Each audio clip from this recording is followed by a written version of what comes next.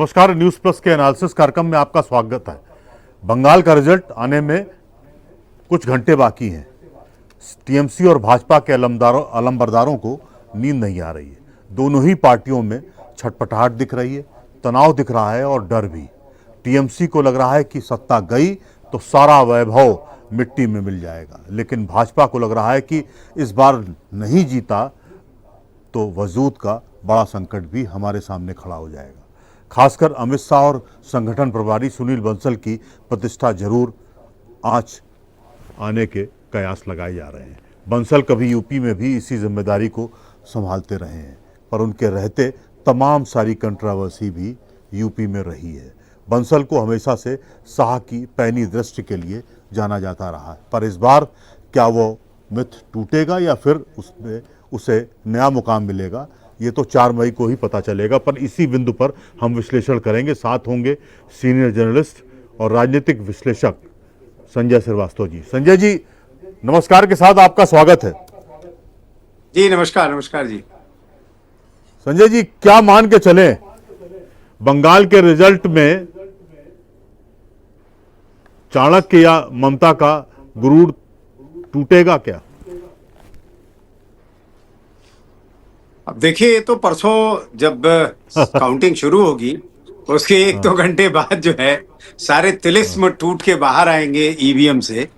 लेकिन जिस मुद्दे पे आप चर्चा कर रहे हैं कि जो सुनील बंसल जिनकी आपने चर्चा की, वो बहुत दिनों तक संगठन मंत्री के रूप में और भारतीय जनता पार्टी के महामंत्री के रूप में उत्तर प्रदेश में रहे हैं। और उत्तर प्रदेश में 2014 में जो अप्रत्याशित नतीजे आए थे भारतीय जनता पार्टी के लोकसभा इलेक्शन में, उसमें सुनील बंसल की एक बड़ी भूमिका बताई जाती रही है। और वो एक अच्छे संगठनकर्ता के रूप में तो थे ही, लेकिन जो एक मैनेजर की भूमिका होती है पार्टी के लिए कि फंड का मैनेजर होना चाहिए, लोगों का मैनेजर होना चाहिए कि कैसे कैसे लोगों को पार्टी में शामिल कराएं, कैसे कैसे लोगों को ले आएं, और पार्टी को मजबूत करने के लिए जो सबसे ज्यादा जरूरी चीज है पैसा, उसको कैसे पार्टी के फंड में ले आएं और कहां से ले आएं, कैसे ले आएं, और पार्टी को मजबूत बनाकर और फिर उसी पैसे का इस्तेमाल चुनाव में करके किस तरीके से पार्टी को जीत दिलाई जाए। तो इस मामले में हम लोगों ने देखा कि 14 का चुनाव हो, 17 का हो, और जो बाद में 19 का हुआ, फिर 22 में हुआ, इन सभी चुनाव में सुनील बंसल की महती भूमिका उत्तर प्रदेश के चुनाव में रही है।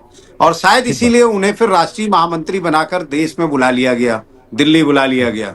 और आप देखिए कि बंजाल चुनाव के पहले से ही उनको वहां शिफ्ट कर दिया गया।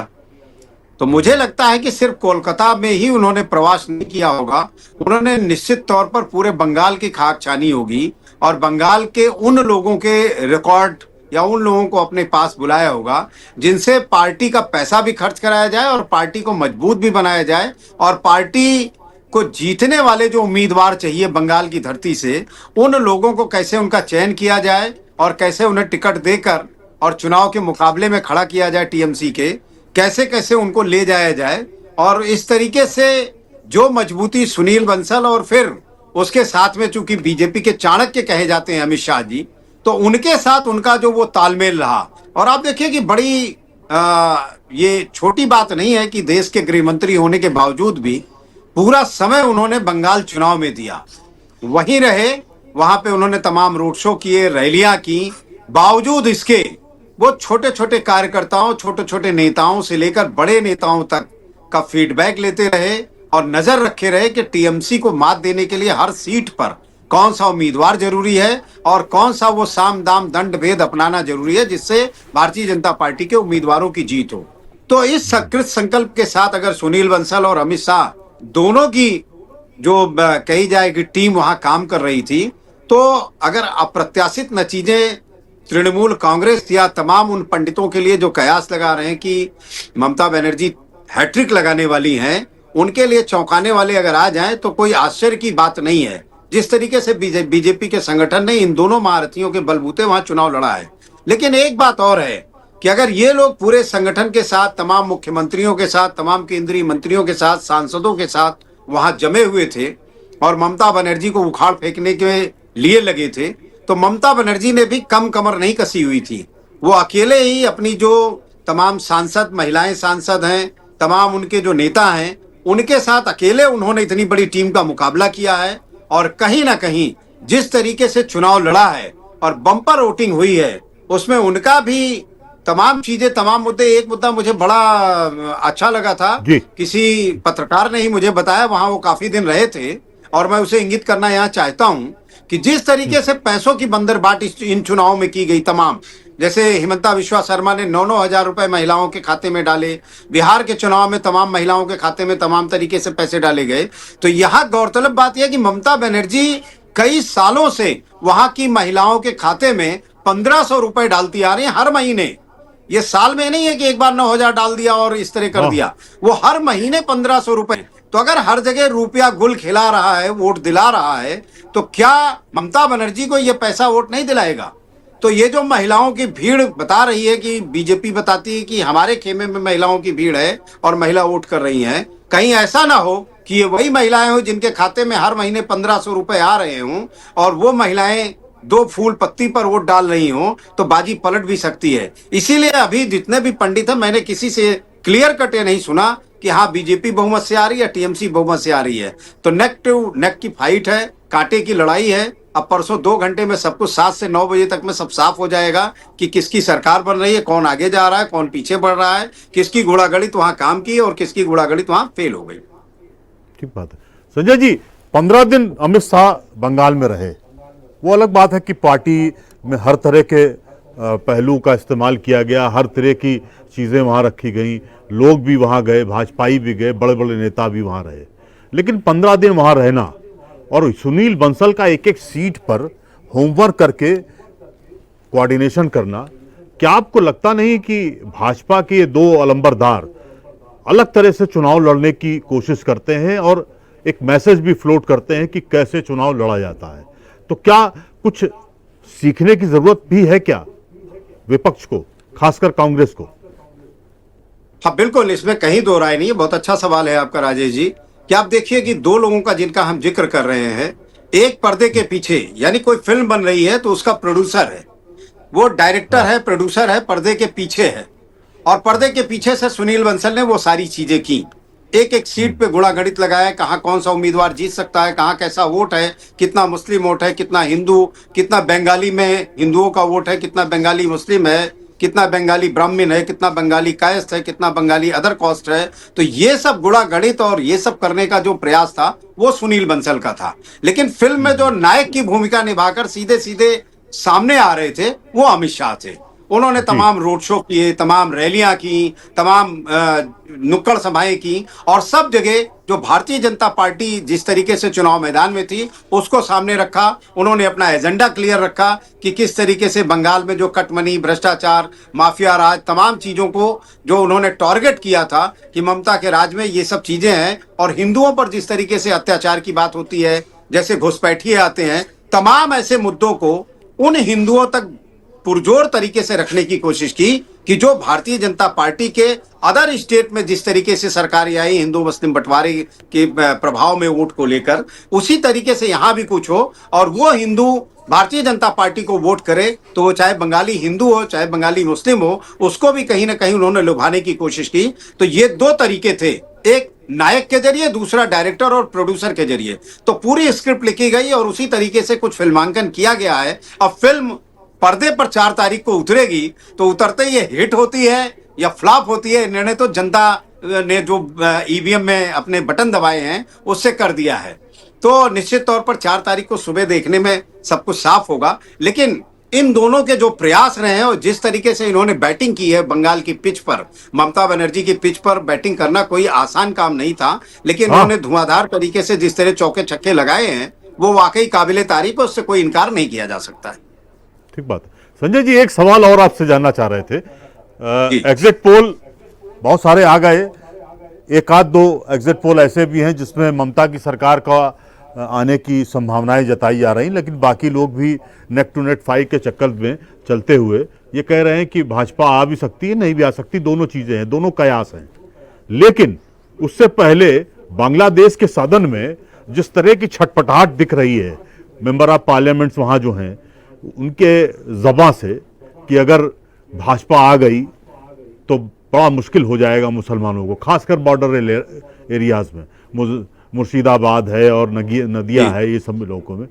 क्या आपको लगता है, क्या कुछ ऐसा है, खुफिया रिपोर्ट्स ये कह रही हैं कि सत्ता आ भी सकती है और सत्ता नहीं भी आ सकती, दोनों पहलू पर है, क्या आपको क्या लगता है? देखिए, बहुत क्लियर कट है कि ये बात तो मुझे लगता है गृह मंत्रालय तक आ ही गई होगी कि रिपोर्ट्स जो बताती हैं, अगर सत्ता आ रही है तो निश्चित तौर पर जिन क्षेत्रों का आपने इशारा किया कि मुर्शिदाबाद है, दिनाजपुर है, नादिया है, जो पश्चिम बंगाल के वो जिले या वो हिस्से जो बंगाल से लगे हुए हैं, जो बांग्लादेश से लगे हुए हैं, निश्चित तौर पर वो प्रभावित होंगे। जो बेरोक टोक आवाजाही, बेरोक टोक जो व्यापार वहां से चल रहा है, और नंबर 2 के जो काम हो रहे हैं, चाहे वो नशीले पदार्थों को लेकर हो, चाहे उन तमाम ऐसी चीजों को जो वहां सस्ती होती है, यहाँ महंगे में बिकती हैं, तमाम स्पोर्ट्स वियर आप देखिए सारे बांग्लादेश में बनते हैं और वो कहीं ना कहीं स्मगलिंग होके यहाँ आते हैं और महंगे दामों में हिंदुस्तान में ही बेचे जाते हैं। तो इन सब चीजों पे कहीं ना कहीं असर जरूर पड़ेगा आने वाले दिनों में। और अगर पश्चिम बंगाल में टीएमसी की ही वापसी हो जाती है, ममता बनर्जी की ही सरकार आती है, तो कहीं ना कहीं उन लोगों को राहत हो जाएगी, क्योंकि जैसे उनका कारोबार इन सरकारों में तालमेल के साथ चल रहा है और बॉर्डर के जो ये विधानसभा से जो लोग आते हैं और मंत्री बन जाते हैं, तमाम नेता वो उसको खुली छूट देते हैं, तो निश्चित तौर पर उनको तो फायदा होता रहा है और होता रहेगा। लेकिन अगर सरकार बदलती है और भारतीय जनता पार्टी की आ जाती है, तो इसका खामियाजा उन सभी को भुगतना पड़ेगा जो अब तक कमर्शियल तरीके से इन क्षेत्रों से लाभ उठाते आ रहे हैं, बांग्लादेश के रास्ते जो आ रहे पश्चिम बंगाल में, और फिर पश्चिम बंगाल के रास्ते वो पूरे देश में फैलते हैं, तो उनको कहीं ना कहीं नुकसान उठाना पड़ेगा। तो ये एक बड़ी बात हो सकती है। यही वजह है कि मुझे लगता है इस चुनाव के नतीजे 2 दिन बचे हैं, उसके आने से पहले बांग्लादेश में ज्यादा छटपटाहट देखने को मिल रही है, तो यही एक वजह हो सकती है। ठीक बात है। संजय जी, एक बात वापस उसी विषय पे आ रहे हैं। यूपी में जब बंसल जी थे तो पार्टी के अंदर मनभेद की किताब जरूर लिख दी उन्होंने, मतभेद की नहीं, मनभेद की किताब जरूर लिखी। अपना उनका तरीका है, हो सकता है कि वो अपने अंदाज से काम करते हो, होमवर्क करते हो कि सीट वाइज कैसे क्या करना और कौन गलत है, कौन अच्छा है, या कौन मेरिट रखता है, कौन डिमेरिट रखता है, ये उनका अपना खुद का आकलन है। लेकिन एक सवाल आपसे मौजूद, आपसे जानना चाह रहे थे, अगर भाजपा वहां जीतती है तो आने वाले वक्त में क्या आपको लगता है सुनील बंसल भाजपा में एक बड़े चेहरे के तौर पर प्रतिष्ठित होंगे क्या? हाँ, इसमें कोई दो राय नहीं है। देखिए, आप जब सुनील बंसल उत्तर प्रदेश में थे, वो महामंत्री थे, प्रदेश महामंत्री थे और संगठन का काम देखते थे। उस समय ओम माथुर एक नाम राजनीति में आया था, बड़े उस समय इस कैंप पे आया था, बिल्कुल कैनवस पे उभर के आया था और उत्तर प्रदेश के प्रभारी बनाए गए थे। लेकिन ज्यादा दिन सुनील बंसल की वजह से वो चल नहीं पाए प्रदेश में। इवन आप देखिए, शुरुआती दिनों में अमित शाह जी खुद यहाँ के प्रभारी थे और अमित शाह जी जब प्रभारी थे तब भी सुनील बंसल यही काम कर रहे थे। तो उस समय अमित शाह जी तो राष्ट्रीय राजनीति में चले गए, लेकिन मुझे लगता है तमाम उस समय ओम माथुर के बाद भी और भी लोग यहाँ पार्टी के प्रभारी बने। लेकिन आप देखिए कि प्रदेश महामंत्री या संगठन का जो पदाधिकारी होता है, संगठन का जो महामंत्री होता है, उसके आगे मुझे लगता नहीं कि जो यहाँ के प्रभारी रहे हों या यहाँ के अध्यक्ष रहे हों वो कभी उस पर हावी हो पाए हों, बल्कि वही हावी रहते थे। मुझे पता है अच्छे से कि जब पहली बार यहाँ सरकार बनी और योगी आदित्यनाथ जी मुख्यमंत्री हुए, तो तमाम उनके ऐसे मंत्री थे, उनके पास उन्हीं के विधायक या उनके कार्यकर्ता या पदाधिकारी अगर किसी काम के लिए जाते थे, तो निश्चित तौर पर आप पता करिएगा तो साफ तौर पे वो विधायक, मंत्री और पदाधिकारी उससे दो टूक कह देते थे कि भाई ये बंसल जी के पास से ही होगा, आप बंसल जी के पास संपर्क कर लें। तो बंसल जी की जब तक मुहर नहीं लगती थी, वो कोई काम ऐसा मुझे नहीं लगता था कि उत्तर प्रदेश में होता था, चाहे वो अफसरों की ट्रांसफर पोस्टिंग हो, पदोन्नति हो, पोस्टिंग हो, या मंत्री बनाने को लेकर हो, या विधायकी का टिकट देने को लेकर हो, हर काम में सुनील बंसल की मुहर लगनी अनिवार्य थी। तो इस तरीके की अपनी इमेज बना लेना और इस तरीके का एक अपना जो व्यक्तित्व है वो उसका गठन कर लेना, और शायद बाद में इसीलिए उनको राष्ट्रीय राजनीति में ले जाया गया, तमाम राज्यों के में उन्होंने काम किया। और अब पश्चिम बंगाल जो बहुत ही चुनौती भरा राज्य था और जिसको जीतने की पिछली बार भी बड़ी लालसा थी भारतीय जनता पार्टी की, लेकिन 77 पे आके अटक गई।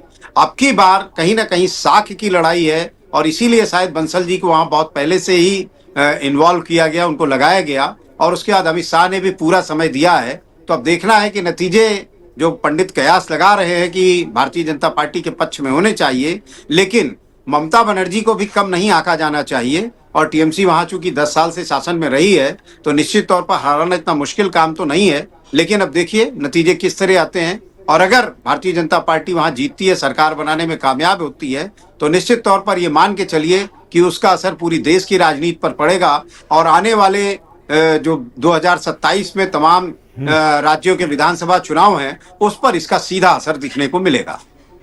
ठीक बात कह रहे हैं आप, बहुत अच्छी बात आपने कही। एक बार संजय जी, आज 15 पोलिंग बूथ्स पे या कह लीजिए पोलिंग सेंटर्स पे आज पुनर्मतदान हो रहा है। टीएमसी और भाजपा के कुछ कार्यकर्ताओं में एक जगह पर काफ़ी विवाद भी हुआ, लाठीचार्ज करना पड़ा फिर पैरामिलिट्री फोर्सेस को, वो एक अलग पहलू है। लेकिन जो चीज़ें आज हुई हैं उसमें आपको क्या लगता है, दोनों तरफ तल्खी है और काउंटिंग के दिन काफी मुश्किल स्थितियां रहेंगी क्या? इससे इनकार नहीं किया जा सकता राजेश जी, क्योंकि जो तल्खी आज दिख रही है वो तल्खी आप याद करिए 29 को भी थी, 23 को भी थी, जो वोटिंग हुई उस दिन थी, और 29 को तल्खी ज्यादा हो गई, जिस वजह से आज इन 15 पोलिंग बूथ पर फिर से पुनर्मतदान हो रहा है। ये फाल्ता के वो इलाके हैं जहां जहांगीर खान का इलाका है, और जहांगीर खान जहां से विधानसभा जीतते आए हैं। आप देखिए कि किस तरह से एक पुलिस ऑब्जर्वर जो यहाँ से भेजे गए उत्तर प्रदेश से, उनको नाम लेके इतनी टकराहट हुई कि सुप्रीम कोर्ट तक टीएमसी गई उनको हटाने को लेकर। तो कहीं ना कहीं ये सब तल्खियां जो दिख रही हैं, ये 4 तारीख के सुबह 10 बजे तक तो रहेंगी। अब 10 बजे के बाद जैसे जैसे नतीजे साफ होते जाएंगे, किसके पक्ष में वो माहौल बनता जाएगा और कौन पार्टी जो है वहां हुकूमत में आने लगेगी, तो निश्चित तौर पर। लेकिन एक बात मैंने आपसे पहले भी एक डिबेट में कहा था कि एक चुनौती जो पश्चिम बंगाल में आने वाली है दबे पांव, वो ये है कि अगर भारतीय जनता पार्टी और टीएमसी में सीट को लेकर अगर 148 जो सरकार बनाने की सीट संख्या है जी, उससे अगर 10-5 ही इतर रही कि 155-60 पर चाहे टीएमसी बना ले चाहे बीजेपी बना ले, तो ये बंगाल की राजनीति के लिए, लोकतंत्र के लिए अच्छा नहीं होगा। क्योंकि आने वाले 6 महीनों में फिर जो सत्ता की लड़ाई है वो कहीं ना कहीं और तेज होगी, तोड़फोड़ करने की कोशिश होगी, और निश्चित तौर पर पार्टी भी मजबूत नहीं रहेगी और सत्ता भी कमजोर रहेगी, क्योंकि 6 महीने तक संघर्ष ही संघर्ष होगा। दोनों पार्टियां चाहेंगी कि इस पार्टी को तोड़ा जाए और अपनी पार्टी की सरकार बनाई जाए, जिसमें बीजेपी तो हर हथकंडे अपनाने में माहिर है और वो ऐसा करेगी। तो जरूरत इस बात की है कि जिसकी भी सरकार बने वो 170 प्लस सीटें हों, जिससे तोड़ पाना थोड़ा मुश्किल काम हो। ठीक बात है। राष्ट्रपति शासन की भी क्या संभावनाएं आप देख रहे हैं क्या? अगर बात बिगड़ी, यानी कि किसी को बहुमत न मिला, हंग असेंबली हुई, तो ऐसी स्थिति में तो मुझे लगता है केंद्र सरकार इस बार उसका इस्तेमाल तो जरूर करेगी, क्योंकि अब तो 5 साल बाद ही चुनाव होंगे वहां। ये बहुत ही महत्वपूर्ण प्रश्न आपने उठाया है कि अगर ऐसा होता है कि 135-40 सीटों के बीच में दोनों ही पार्टियां आ जाती हैं, कोई भी दावेदारी गवर्नर के पास लेके नहीं जा सकता है कि पूर्ण बहुमत 148 उसे मिल गया है नंबर, और अगर नंबर पूर्ण नहीं है तो ऐसी स्थिति में अगर दोनों पार्टियां 145, 40, 42 तक टिकती हैं, तो मुझे नहीं लगता है कि केंद्र सरकार इससे पीछे हटेगी और तुरंत वहां वो गवर्नर शासन लागू करेगी, और 6 महीने कमान उसके पास होगी, और उसी बीच में जो पार्टी कमजोर होगी उसे और कमजोर करके उसे तोड़ दिया जाएगा, और पूर्ण बहुमत से 6 महीने बाद आपको वहां किसी न किसी पार्टी की सरकार बनती दिखेगी। अब इशारा मेरा साफ है कि वो भारतीय जनता पार्टी ही हो सकती है, क्योंकि अगर टीएमसी 145-40 तक आके रुक जाती है और भारतीय जनता पार्टी 2-4 सीटों से भी बहुमत नहीं मिला, तो 6 महीने में वो इतना बहुमत लाएगी कि 2/3 बहुमत से ज्यादा हो जाएगा, 200 सीटों से ऊपर हो जाएंगी, और निश्चित तौर पर फिर 5 साल भारतीय जनता पार्टी वहां शासन करेगी, और टीएमसी वहां और कमजोर होगी। उसके जो विधायक हैं वो कहीं ना कहीं आधे से ज्यादा टूटकर बीजेपी में शामिल होने को मजबूर हो जाएंगे। ठीक बात है संजय जी। एक बात तो बहुत सारी है। आज जैसे कि सुप्रीम कोर्ट में हियरिंग हुई तो ये कहा गया कि जो काउंटिंग हो रही उसमें सेंट्रल गवर्नमेंट के जो एम्प्लॉयज हैं वो मत लगाए जाए। इसको चैलेंज किया था टीएमसी ने, हालांकि सुप्रीम कोर्ट ने उसको खारिज कर दिया है, और उन्होंने कहा ये विशेषाधिकार चुनाव आयोग का है कि वो किससे काउंटिंग कराए और किस वर्ग से कराए, ये आप नहीं तय करेंगे। ये वही उस पर टीएमसी को थोड़ी मार पड़ी है, या कह लीजिए उन्हें पीछे हटना पड़ा है, और काफ़ी उनको थोड़ा सा कहीं ना कहीं एम्बैरसिंग पोजीशन भी रही है। एक बात तो हो गई, लेकिन एक बात जो बंगाल की सरजमी पर बराबर गूंज रहा है, या कह लीजिए आप एक नैरेटिव सेट किया जा रहा है कि अगर भाजपा की सरकार बनी और अगर राष्ट्रपति शासन लागू हुआ तो देश के 40 ब्यूरोक्रेट्स तैयार हैं जो ऑन डेपुटेशन बंगाल भेजे जाएंगे। जो ममता जी का जो सिस्टम बनाया है उस सिस्टम को वो क्रैश करेंगे और टीएमसी को नेस्त नाबूद करने की पूरी पटकथा भी लिखी जा चुकी है। क्या वो तमाम सारे नामों को हम यहां जिक्र नहीं करेंगे, लेकिन 10-15 नाम मुझे मालूम बताए गए हैं कि ये नाम होंगे जो ऑन डेपुटेशन भेजे जाएंगे। क्या आपको लगता है तैयारी बहुत फूल प्रूफ है क्या कमल की ओर से? हाँ बिल्कुल, आप देखिए, आप तो कह रहे हैं कि चुनाव के बाद, नतीजे आने के बाद ऐसा कुछ होगा। आप पहले देखिए कि डीजीपी गुप्ता का कार्यकाल केंद्र सरकार ने 1 साल के लिए बढ़ा दिया है। वहां जो हाँ। डीजीपी पश्चिम बंगाल के पहले थे उनको हटाने के बाद जब आयोग ने दूसरे जो केंद्र से डीजीपी भेजे गए, गुप्ता जी का कार्यकाल 1 साल के लिए ऑलरेडी मुझे लगता है कि 29 तारीख को जब पोलिंग हो रही थी उसी दिन बढ़ाया गया, देर शाम को। जी तो जी। फुल प्रूफ प्लानिंग जो है वो चाहे डीजीपी को लेकर हो, चीफ सेक्रेटरी को लेकर हो, और तमाम जो विभागों के एडिशनल सेक्रेटरी होंगे या फिर प्रिंसिपल सेक्रेटरी होंगे, तमाम पुलिस आयुक्त जो होंगे, उन सब की एक सूची तैयार है। और उस सूची के हिसाब से वहां पे जो डेपुटेशन से तमाम ऐसे राज्य जहां भारतीय जनता पार्टी की सरकार है वहां वो बखूबी उनके लिए काम करने वाले अफसर जो हैं उनको वहां भेजा जाएगा, जिससे कि ममता बनर्जी के समय से जो नियुक्त हैं अफसर, और खासतौर से कलकत्ता या आसपास के जिलों में, उनको हटाकर उन लोगों को लगाया जाए और इनकी जिस तरीके से जो एक किलाबंदी है उसको कहीं ना कहीं पूरी तरह से ढहाने का काम किया जाएगा। और टीएमसी को खत्म करने के लिए इन अफसरों की भूमिका बहुत ही निर्णायक और महत्वपूर्ण होगी।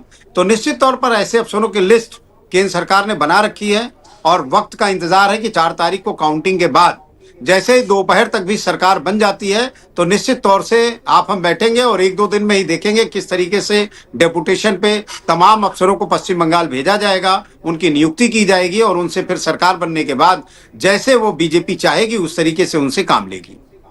ठीक बात है। एक बात संजय जी, आपको मतलब थोड़ा सा मैं उस पर भी थोड़ा सा चर्चा करना चाह रहे थे। बंगाल के चुनाव में योगी आदित्यनाथ भी थे, तमाम और नेता भी वहां कैंपेनिंग करने जा रहे थे, मोदी जी भी थे, सब कुछ था। नितिन नवीन भाजपा के राष्ट्रीय अध्यक्ष बन गए हैं, लेकिन उनसे ज्यादा आज भी भाजपा के अंदर अमित शाह और सुनील बंसल का जो दबदबा है वो आज भी कायम है। खासकर अमित शाह जी का पूरा चुनाव अपने हाथ में वही ले रहे थे। नितिन नवीन तो मुझे नहीं लगता है कि संगठनात्मक दृष्टि से कहीं रहे होंगे आसपास। सब कुछ ऐसा लग रहा था कि सब अमित शाह कर रहे हैं, नीचे उसको नीचे तक जमीन तक लाना, पूरी प्लान करना, कौन सी क्या चीज़ें होनी है बंगाल में वो भी तय करना। और इवन दैट आपको जिस तरह से मैं आपसे चर्चा भी कर रहा हूं, जो होमवर्क बनाया गया चुनाव या संकल्प पत्र का, उसमें भी सुनील बंसल ने महती भूमिका अदा की है कि बंगाल की जो लोग हैं वो क्या सोचते हैं और उसकी सरजमी क्या सोचती है, उसके अनुसार भी तमाम सारे संकल्प पत्र में वायदे रखे गए। आपको क्या लगता है, भाजपा आज भी अमित शाह के ही इर्द गिर्द घूम रही है क्या? बिल्कुल राजेश जी, देखिए एक कहावत है ना कि वो बरगद का पेड़ अगर बड़ा हो गया तो उसके आसपास या उसके नीचे जो पेड़ लगाए जाते हैं वो पनप नहीं पाते हैं।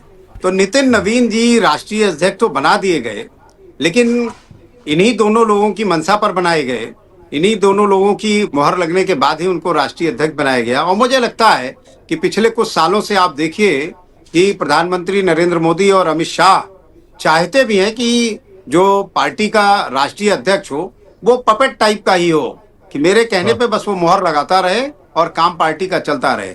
पूरे चुनाव में योगी आदित्यनाथ का आपने जिक्र किया, तमाम इन्होंने सभाएं की पश्चिम बंगाल में, हिंदुत्व का एजेंडा जो है वहां लहराने में कहीं ना कहीं कामयाब होते दिखे। लेकिन नितिन नवीन ने भी तमाम सभाएं की, तमाम रैलियों में गए, लेकिन उनकी कहीं चर्चा मुझे बड़े चैनलों पर भी नहीं दिखाई दी कि नितिन नवीन की सभा का कोई लाइव शो आया हो, कोई रोड शो उनका लाइव शो में आया हो। हालांकि गए वो वहां चुनाव में पूरी तरह सक्रिय थे, स्टार प्रचारक थे भारतीय जनता पार्टी के, लेकिन उनका कहीं जिक्र पार्टी ने भी कहीं नहीं किया। पार्टी की तरफ से भी तो तमाम क्लिपें जारी की जाती हैं, तमाम चीजें होती हैं, उसमें भी नितिन नवीन का नहीं था। और सुनील बंसल का पर्दे के पीछे और पर्दे के आगे अमित शाह का ही रहा है। तो पूरा का पूरा जो लेजर शो कहिए, लेजर जो दिखा हाँ। रहे थे वो सुनील बंसल थे, और लेजर से स्क्रीन पे जो कुछ आ रहा था वो अमित शाह थे।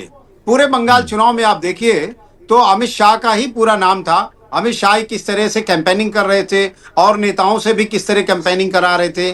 तमाम जो उत्तर प्रदेश और तमाम राज्यों के मुख्यमंत्री के साथ साथ और भी तमाम सांसद और मंत्री विधायक ये सब भी गए वहां रहे। तो गली गली मोहल्लों में अपनी पार्टी के नेताओं और मंत्रियों को घुमाया गया, उनका इस्तेमाल किस तरीके से चुनाव में वोट बटोरने को लेकर किया गया, ये अमित शाह की प्लानिंग और सुनील बंसल का जो एग्जीक्यूशन होता था उसके जरिए किया गया। तो नितिन नवीन जी इसीलिए कहीं चर्चा में नहीं आए। और मुझे लगता है कि अमित शाह का ऑरा इतना बड़ा हो गया है भारतीय जनता पार्टी में कि उस ऑरे के नीचे जो भी आता है वो दबके ही रह जाता है, वो पनप भी नहीं पाता है। तो मुझे लगता है कि ये सब कुछ चीजें हैं जो आगे आने वाले समय भी इसी तरह रहेंगी। और अमित शाह की छाया में ही, छत्र छाया में कह लीजिए कि छत्र छाया में ही तमाम नेता ऐसे ही पनपते फलते फूलते रहेंगे और गायब भी हो जाएंगे। लेकिन अमित शाह की जो राजनीति है वो कहीं ना कहीं प्रधानमंत्री के बाद दूसरे नंबर की जो कही जाती है वो अभी भी है, और कुछ चीजों को लेकर वो नंबर 1 भी हो जाते हैं कि मोदी जी अपनी रैली कर रहे हैं, मोदी जी अपना रोड शो कर रहे हैं, मोदी जी कैंपेन करके और फिर दिल्ली वापस जा रहे हैं या रुक रहे हैं, उन सब पे भी कहीं ना कहीं सारी नजर अमित शाह की होती थी। और अमित शाह जी जिस तरीके से पश्चिम बंगाल में चाहे कि चुनाव को कैसे गति दी जाए और कैसी दिशा दी जाए, उसका पूरा पालन मुझे लगता है प्रधानमंत्री नरेंद्र मोदी ने भी किया है।